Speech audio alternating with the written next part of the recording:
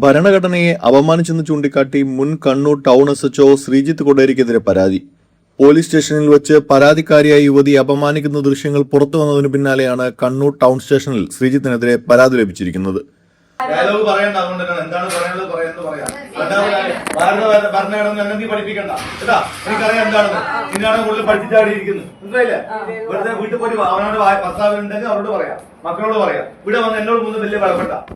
ദേശീയ ബഹുമതികളെ അധിക്ഷേപിക്കുന്നത് തടയൽ നിയമത്തിലെ സെക്ഷൻ 2 പ്രകാരം ഇന്ത്യൻ ഭരണഘടനയെ വാക്കുകളിലൂടെ പരിഹസിക്കുകയോ അധിക്ഷേപിക്കുകയോ ചെയ്യുന്നത് കുറ്റകരമാണെന്ന് ചൂണ്ടിക്കാട്ടിയാണ് പരാതി.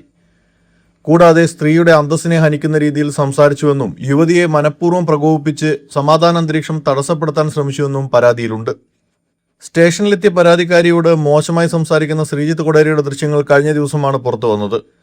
കണ്ണൂർ ടൗൺ സ്റ്റേഷനിലെ SHOയുടെ മുറിയിൽ വച്ച് നിയമപരമായ അവകാശത്തെക്കുറിച്ച് യുവതി പറഞ്ഞതാണ് ശ്രീജിത്തിനെ പ്രകോപിപ്പിച്ചത്. ഇതോടെ ഭരണഘടനയെ അപമാനിച്ചുകൊണ്ട് യുവതിയോട് കയർക്കുകയാണ് ശ്രീജിത്ത് കൊടേരി ചെയ്തത്. ശ്രീജിത്ത് കൊടേരി യുവതിയോട് ശബ്ദമുയർത്തിക്കൊണ്ട് നീയെന്ന് അഭിസംബോധന ചെയ്ത് മോശമായി സംസാരിക്കുകയും ഇവരെ ഇറക്കിവിടുന്നതും ദൃശ്യങ്ങളിൽ കാണാം.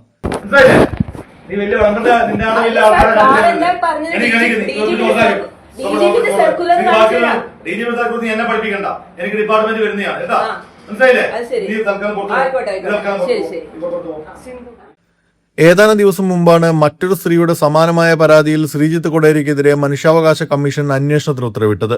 ഇതിനു പിന്നാലെയാണ് വീണ്ടും ശ്രീജിത്തിനെതിരെ പരാതി ഉയർന്നിരിക്കുന്നത്. നിലവിൽ ശ്രീജിത്ത് കൊടേരി കണ്ണൂർ ക്രൈംബ്രാഞ്ചിൽ ഇൻസ്പെക്ടറാണ്. ശ്രീജിത്ത് ഉൾപ്പെട്ട സംഘമാണ് കണ്ണൂർ ഡെന്റൽ കോളേജിലെ വിദ്യാർത്ഥി നിതിൻ രാജിന്റെ ആത്മഹത്യാ കേസ് അന്വേഷിച്ചിരുന്നത്. കേസിലെ പ്രതിയായ ഡോക്ടർ MK റാമിനെ രക്ഷപ്പെടുത്താനായി അന്വേഷണ സംഘം ഇടപെട്ടുവെന്ന് വ്യക്തമായതിനു പിന്നാലെ ഹൈക്കോടതി രൂക്ഷ വിമർശനം ഉയർത്തിയിരുന്നു. പ്രതിയായ ഡോക്ടർ MK റാമിന്റെ അഭിഭാഷകനുമായി ശ്രീജിത്തിന് അടുത്ത ബന്ധമുണ്ടെന്ന വിവരവും ഇതിനിടയിൽ പുറത്തു വന്നിരുന്നു. കണ്ണൂരിലെ ADM ആയിരുന്ന നവീൻ ബാബു ആത്മഹത്യ ചെയ്ത കേസ് അന്വേഷിച്ചതും ശ്രീജിത്ത് കൊടേരിയുടെ നേതൃത്വത്തിലാണ്. കൂടാതെ കണ്ണൂർ ടൗൺ SHO ആയിരിക്കെ വ്ളോഗറായ വ്യവസായിയിൽ നിന്നും പിറന്നാൾ സമ്മാനമായി മുത്തപ്പൻ വിളക്ക് കൈപ്പറ്റിയതും ഏറെ വിവാദമായിരുന്നു.